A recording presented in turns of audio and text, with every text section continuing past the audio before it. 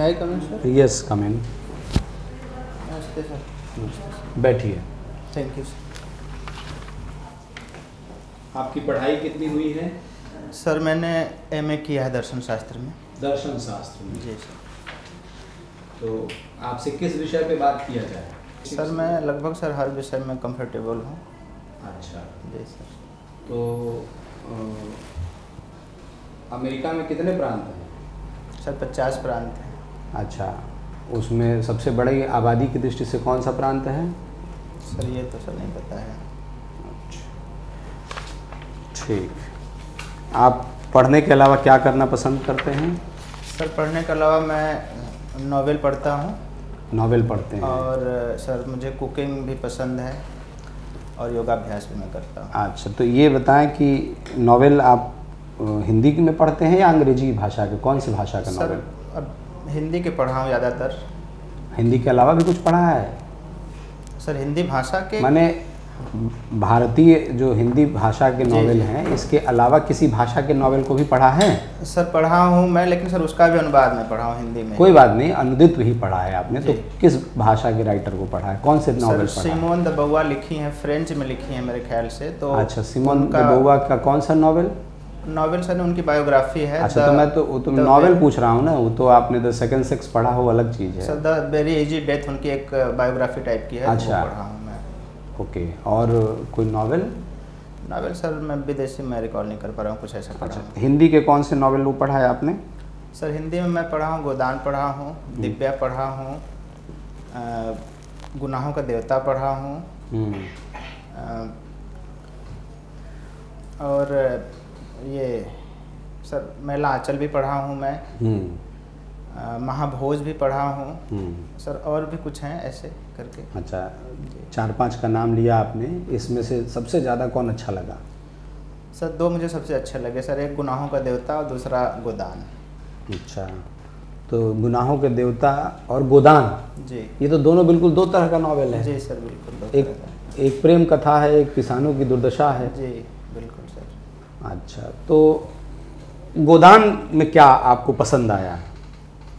Sir गोदान में जिस तरीके से दिखाया गया है शहरी जीवन ग्रामीण जीवन को, और साथ ही 2 पीढ़ियों का जिस तरीके से संघर्ष भी दिखाया गया है, तो ये सब चीज़ें सर मुझे ज़्यादा। आपको लगता है कि उसमें जो किसानों की दशा लिखी गई वो सही है? वो ज़्यादा ऐसा तो नहीं कि बढ़ा चढ़ा के उसमें लिखा गया हो? सर मुझे लगता है सर उस समय के हिसाब से और कहीं न कहीं आज के समय के हिसाब से बहुत प्रासंगिक ग्रंथ है। ग्रंथ नहीं सर, मतलब नॉवेल जो उपन्यास लिखा गया है वो बहुत प्रासंगिक पुस्तक है। और वो समस्याओं को बहुत बेहतर तरीके से दिखाने का प्रयास करती है। किसानों की समस्या उसमें पढ़े होंगे आप? जी सर। तो आपके हिसाब से किसानों की क्या समस्या लगी?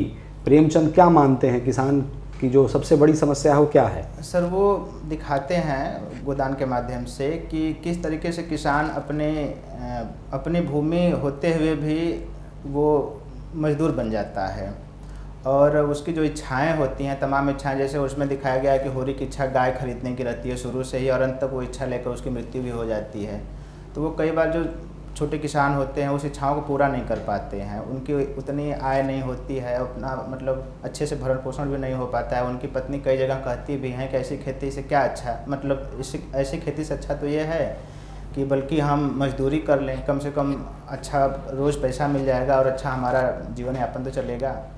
तो होरी कहते हैं कि नहीं, जो किसानी में मर्जाद है वो और कहाँ। एक मत ये भी कहता है जी सर कि प्रेमचंद ने जो किसानों के बारे में लिखा है जी, और किसानों की जो दशा थी 1936 में, जी जी, हिंदुस्तान में आज भी किसान उसी दशा में चल रहा है। आपकी क्या राय है इस पर? सर कुछ हद तक चीज़ें ठीक कर, मतलब इस मत से ये आरोप से इससे सहमत हैं आप? जी सर, कुछ हद तक मैं सहमत हूँ।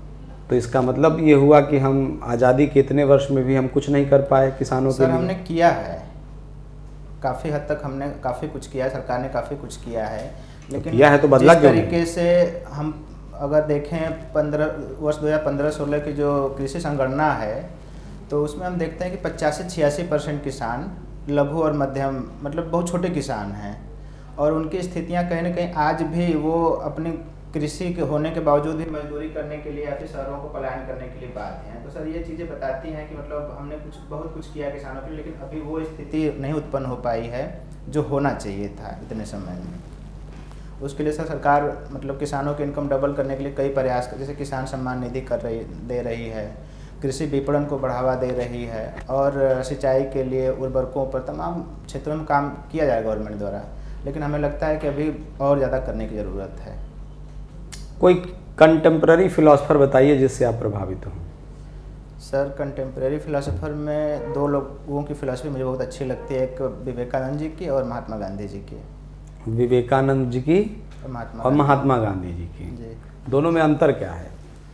सर दोनों एक तरीके से नब्बे वेदांती हैं, लेकिन दोनों के मूल जो विचार जो अंतर की बात हम करें दोनों में, तो विवेकानंद जी का जो राष्ट्रवाद है वो यूथ को लेकर है और महिलाओं की स्थिति पे विचार करते हैं गंभीरता से, और साथ ही वो कहते हैं कि हम इस देश के हर एक उस व्यक्ति को दोषी अपराधी मानता हूँ जो शिक्षित है, जो अमीर है और गरीबों के लिए कार्य नहीं करता है। और इस तरीके से उन्होंने दरिद्र नारायण का भी सिद्धांत दिया है कि मतलब अगर हम ईश्वर की खोज करते हैं तो ईश्वर वास्तव में गरीबों में निहित है, हमें गरीबों की सेवा के माध्यम से ईश्वर को प्राप्त करने का प्रयास करना चाहिए, न कि हम कहीं यहाँ वहाँ ईश्वर को ढूंढते फिरें, बल्कि ईश्वर गरीबों में है। उनका ये सिद्धांत है। और महात्मा गांधी भी कहीं न कहीं अंतिम व्यक्ति तक अंत्योदय की बात करते हैं, अंतिम व्यक्ति तक पहुँचने की बात करते हैं, और वो अनेक प्रयासों के माध्यम से अंतिम व्यक्ति के उदय की बात करते हैं। तो यहाँ पे तो सर दोनों में समानता भी है, लेकिन दोनों के रास्ते थोड़ा अलग अलग हैं। Sir Chandra Prakash ji. Yes sir. तो जब हम लोग रशिया और यूक्रेन की युद्ध की बात करते हैं तो एक साल हो गया उसका। जी सर। और एक साल होने के बावजूद भी इस युद्ध को रुकना चाहिए था। लेकिन अभी आपने देखा कि यूएसए के जो राष्ट्रपति है वहाँ पहुँचे और ये कहा गया कि हम आपके साथ में हैं। जी। तो कहीं ना कहीं उकसा नहीं रहे ये जो है इस युद्ध को और बढ़ाने के लिए? सर बहुजान विशेषज्ञों की बातों को अगर हम देखें तो हमें ये लगता है कि कहीं न कहीं यूक्रेन पश्चिमी देशों का एक मोहरा बन के रह गया है, और पश्चिमी देश सीधे रशिया से युद्ध करने की बजाय कहीं न कहीं यूक्रेन के माध्यम से अपने हथियारों का प्रयोग कर रहे हैं, अपने शक्ति का प्रदर्शन कर रहे हैं, या फिर रूस से यूँ कहीं की लड़ाई लड़ रहे हैं। तो इसका मतलब कि रूस जो है वो सही है? सर रूस के अपने सिक्योरिटी कंसर्न हैं, अपने क्षेत्रों को लेकर वो चाहता है कि नाटो का जो डिप्लॉयमेंट है उसके बॉर्डर कंट्री पे ना हो, लेकिन नाटो कहीं न कहीं अमेरिका और अनेक पश्चिमी देश किसी न किसी रूप में जो रशिया के जो बॉर्डर के कंट्री हैं उनको नाटो में शामिल करने की कोशिश करते हैं। तो ऐसा खतरा रूस क्यों देखता है? ये तो अब नाटो देश भी जानते हैं अगर युद्ध होगा तो जो है ना आखिरी में तीसरा विश्व युद्ध बन जाएगा। जी सर बिल्कुल। और अगर ऐसा होगा तो फिर सबके यहाँ पर जो समस्या बढ़ जाएगी। जी जी। तो युद्ध होने के तो कोई चांस नज़र नहीं आ रही, तो फिर इतना क्यों घबराया हुआ है रूस? सर रूस दरअसल यूक्रेन को कहीं न कहीं एक संप्रभु राष्ट्र के रूप में नहीं देखता, खासकर पुतिन के विचारधारा की बात करें हम तो वो कहते हैं कि यूक्रेन जो है यूएसएसआर का, पूर्व सोवियत संघ का हिस्सा रहा है और वो स्वतंत्र देश नहीं रहा है कभी। वो कहीं न कहीं हमारा ही अंग है, हमारा ही हिस्सा है, और वहाँ की जो आबादी है वो रशिया की संस्कृति, भाषा और तमाम चीज़ों से काफ़ी कुछ मतलब उससे संबद्धता रखती है। अच्छा, आपने कहा कि अभी जो ग्रामीण क्षेत्र से जो लोग काफ़ी पलायन करते हैं, किसान पलायन करते हैं, उसकी वजह मुख्य वजह मूलभूत सुविधा ना होना है। जी जी। अब तो ये माना जा रहा है कि असल में वो कुछ जो अभी युवा जो पलायन कर रहे हैं उसकी मुख्य वजह यहाँ पर जो एक अच्छी लाइफस्टाइल है, उनको लगता है कि शहर में जाएंगे तो अच्छी लाइफस्टाइल उनको मिलेगी। अब तो ग्रामीण क्षेत्र में कोई किसानी करने को तैयारी नहीं है। जी सर। तो आप ये कैसे देखते हैं इसको आप? सर मेरा मानना है कि कृषि क्षेत्र को अगर लाभकारी बनाया जाए तो आज युवा जैविक खेती की ओर या फिर कृषि के जो नए नए पैटर्न जैसे कि बागवानी कृषि हो गई या फल सब्जियों की खेती हो गई, इसकी ओर ज़रूर जा रहे हैं। तमाम युवाओं ने स्टार्टअप शुरू किया है इसमें। सर डेटा मेरे पास अभी उपलब्ध नहीं है, लेकिन किया है उन्होंने। तो सरकार जैसा कि प्रयास कर रही है कि प्रसंस्करण उद्योगों को गाँव तक ले जाएँ हम, और हर क्षेत्रों में प्रसंस्करण उद्योग स्थापित किए जाएँ, बढ़िया कनेक्टिविटी स्थापित की जाए, जिससे कि वहाँ से फल सब्जियों का, जैसे कि हम जानते हैं कि काफ़ी रख रखाव के अभाव में फल सब्जियाँ बर्बाद हो जाती हैं, अनाज बर्बाद हो जाते हैं। तो उनको ऐसी स्थिति से बचने के लिए कनेक्टिविटी प्रदान की जाए और प्रसंस्करण क्षेत्र जो उद्योग हैं वहाँ तक उनको पहुँचा कर या अच्छे भंडार गृहों तक पहुँचा के कृषि को लाभकारी बनाया जाए। एक स्कीम है किसान प्रधानमंत्री संपदा योजना। जी सर। इसका संबंध किससे है? सर जो प्रधानमंत्री संपदा योजना है उसका संबंध सर जो एक क्लस्टर योजना है ये, इसका संबंध सर कृषि प्रसंस्करण उद्योग से है, जो कि कृषि के उत्पादों को प्रसंस्करण उद्योगों से जोड़कर कृषि को लाभकारी बनाने के लिए सरकार ने वो किया, लॉन्च किया है। तो कुछ हद तक जो आप बता रहे हैं, कुछ हद तक स्कीमें पूरा हो रहा है सर। काफ़ी कुछ सरकार प्रयास कर रही है, जैसे कि किसान रेल, किसान वायु सेवा और एक जिला एक उत्पाद के माध्यम से सरकार काफ़ी प्रयास कर रही है इस पर। तो आप चंदौली से हैं, तो वहाँ कौन सा उत्पाद ज़्यादा आप समझते कि इसको हम लोग वन प्रोडक्ट वन डिस्ट्रिक्ट दिखा सकते हैं उसमें? सर वैसे तो ऑफिशियली गवर्नमेंट की जो मतलब रिकॉग्नाइज की है उसमें सर जरी का काम जो साड़ी में होता है उसको उन्होंने रिकॉग्नाइज किया है। अच्छा। लेकिन काला चावल भी सर हमारे यहाँ काफ़ी आजकल पैदा हो रहा है, जिसका कि यूएनडीपी ने भी प्रशंसा किया है। लेकिन चूंकि काला चावल को सर मैं गैस कर सकता हूँ कि शायद बस्ती ज़िले को वो मिला है, जीआई टैग मिला है, चंदौली ज़िले को नहीं मिला है। तो हमें लगता है कि काला चावल के क्षेत्र में हमें और ज़्यादा प्रयास करना चाहिए और उसको भी मतलब पहचान देनी चाहिए, ताकि वर्तमान की हम लोग बात करते हैं तो अभी हाल ही में आपको क्या लगता है कि किसान जो कृषि क्षेत्र उसमें क्या क्या समस्याएं मौजूद हैं जिसको दूर करना बहुत ज़रूरी है? सर पूरे कृषि में कि मेरे ज़िले की बात करें? मैं इसी क्षेत्र की बात कर रहा हूँ। ठीक है सर। जैसे हम अपने क्षेत्रों की बात करें खासकर तो सर उधर फ्लड की समस्या है, जिससे कृषि के हम लोगों की खेती वेती बहुत बर्बाद हो जाती है। फिर उसके बाद सूखे की भी समस्या आ जाती है, सिंचाई का भी ठीक से मतलब वो नहीं हो पाया है हम लोगों के यहाँ पे। नलकूप वगैरह की व्यवस्था है पर बिजली उजली की कई बार उपलब्धता नहीं रहती है, तो उससे नुकसान होता है। दूसरा सर मैं कृषि में देखूँ अगर तो भंडार गृहों का भारी अभाव है। हम लोगों के यहाँ सब्जी वगैरह, हम लोग क्षेत्र में पूरे उधर देखा जाए पूर्वांचल में तो सब्जी वगैरह की खेती बहुत अच्छी होती है, लेकिन वो स्थानीय बाज़ारों तक पहुँचती है, जितना पहुँच पाती है, काफ़ी कुछ बर्बाद हो जाता है उसका, या तो खुद यूज़ करें या फिर सस्ते भाव में ऐसे फेंकना पड़ जाता है किसानों को। तो ये भी है सर, ऋण की समस्या रहती है किसानों को, अभी भी उतनी आसानी से ऋण अभी भी उपलब्ध नहीं हो पाता। सरकार काफ़ी प्रयास कर रही है हालांकि इसके लिए। सर यही मैं पहचान कर पा रहा हूँ। ठीक है सर। अभी आप विवेकानंद की बात कर रहे थे। जी सर। उन्होंने व्यवहारिक वेदांत की अवधारणा दी थी। जी सर। क्या है व्यवहारिक वेदांत? सर व्यवहारिक वेदांत सर मैं एग्जैक्ट नहीं सर, मैं केस कर सकता हूँ इस पर। सर वो हमको लग रहा है कि सर इससे संबंधित हो सकता है कि जो वेदांत दर्शन है उसको व्यवहार में कैसे लागू किया जाए, न कि सैद्धांतिक रूप में देखा जाए, तो सर इससे संबंधित हो सकता है। सर एग्जैक्ट मुझे नहीं याद आ रहा है। अच्छा, वेदांत दर्शन में जीव साक्षी की अवधारणा मिलती है। साक्षी की अवधारणा? हाँ, साक्षी भाव। जी जी। क्या है साक्षी भाव? सर साक्षी भाव का मतलब सर ये है कि जैसे उसमें जैसे सर उसमें एक उदाहरण है, एक पेड़ पे दो पक्षी। हाँ सर वही मैं वही सुनना चाहता हूँ, क्या उसके कहानी का आशय क्या है? सर साक्षी भाव का मतलब होता है जैसे सामान्य भाषा में सर कहें लेमन लैंग्वेज में, तो कोई घटना घट रही हो और हम उसको तटस्थ भाव होके तटस्थ रूप से हम उसको देखें कि क्या स्थिति है पूरी। सर ये सर एग्जैक्ट नहीं याद आ रहा है, लेकिन सर कुछ ऐसा है कि उसमें तटस्थता के भाव एक रहता है, तटस्थ रूप से हम उसको देखते हैं कि क्या पूरी घटनाक्रम क्या है। अच्छा, वेदांत दर्शन में दो शब्द आए हैं, सदसद विलक्षण और सदसद अनिर्वचनीय। जी। ये दोनों शब्द अलग अलग हैं या एक ही हैं? किसके लिए प्रयोग हुए हैं? सर ये मायावाद के लिए प्रयोग हुआ है। जब शंकराचार्य ने मायावाद का सिद्धांत दिया है तो रामानुजाचार्य उस पर आपत्ति लगाते हैं 7 तरह की, तो वहाँ भी इसका प्रयोग हुआ है। और शंकराचार्य कहते हैं कि जितनी चीज़ें मिथ्या हैं वो उनके लिए भी प्रयोग करते हैं कि सद असद विलक्षण, उसी को अनिर्वचनीय भी कहा जाता है। यानी कि न तो वो सद है, सत्य है, क्योंकि उसका ब्रह्म ज्ञान से नाश हो जाता है।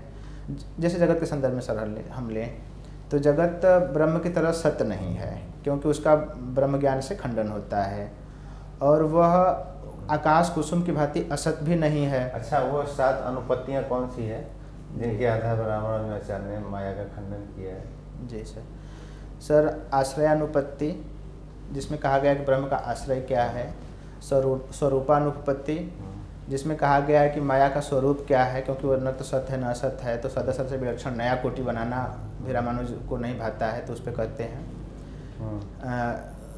आश्रय स्वरूप तिरोधानुपत्ति, निवर्तकानुपत्ति, निवृत्त्यानुपत्ति, अनिर्वचनीयानुपत्ति और आश्रयानुपत्ति। एक लास्ट क्वेश्चन, एथिक्स क्या है, एथिक्स और मोरलिटी में अंतर क्या है?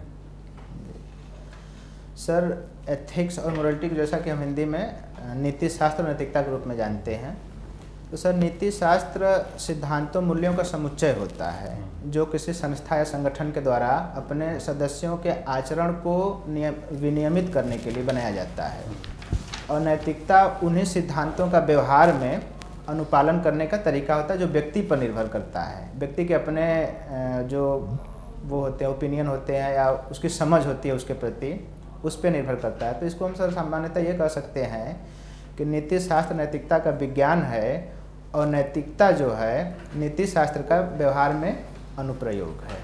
ठीक सर। चंद्र प्रकाश जी, जी सर। आप अपनी स्ट्रेंथ बताइए 3। सर मेरे अंदर तटस्थता का गुण है। मेरे अंदर दूसरा गुण सर वस्तुनिष्ठता का है और निष्पक्षता का है। तीसरा सर मेरे अंदर गुण है धैर्य का। धैर्य? जी, धैर्य है, तटस्थता है और निष्पक्षता है। जी सर। आपका यदि इस एग्ज़ाम में सिलेक्शन नहीं होता है जी तो फिर क्या करेंगे आप?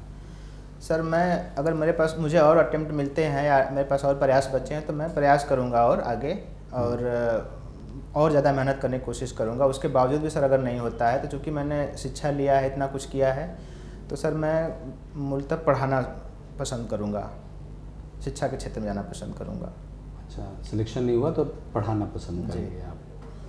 तो शिक्षा आपकी चॉइस है, तो पहला प्रेफरेंस भी आपको शिक्षा वाला रखना चाहिए था इसमें। सर जैसा कि हायरार्की में सर हमने रखा है, चुना है उसको, तो सर इसलिए चुना है कि मतलब सर अगर हम एसडीएम के रूप को पहले चुनते हैं या फिर डिप्टी कलेक्टर को, तो सर उसमें ज़्यादा डाइवर्सिटी है। डाइवर्सिटी इन द सेंस कि सर हम शिक्षा विभाग को भी देख सकते हैं, प्रशासन को भी देख सकते हैं, और हम अगर बीएससी को पहले चुनते तो हम सिर्फ शिक्षा विभाग को ही देखते। तो सर इसमें ज़्यादा स्कोप है। ठीक है, जा सकते हैं। जी सर, थैंक यू सर।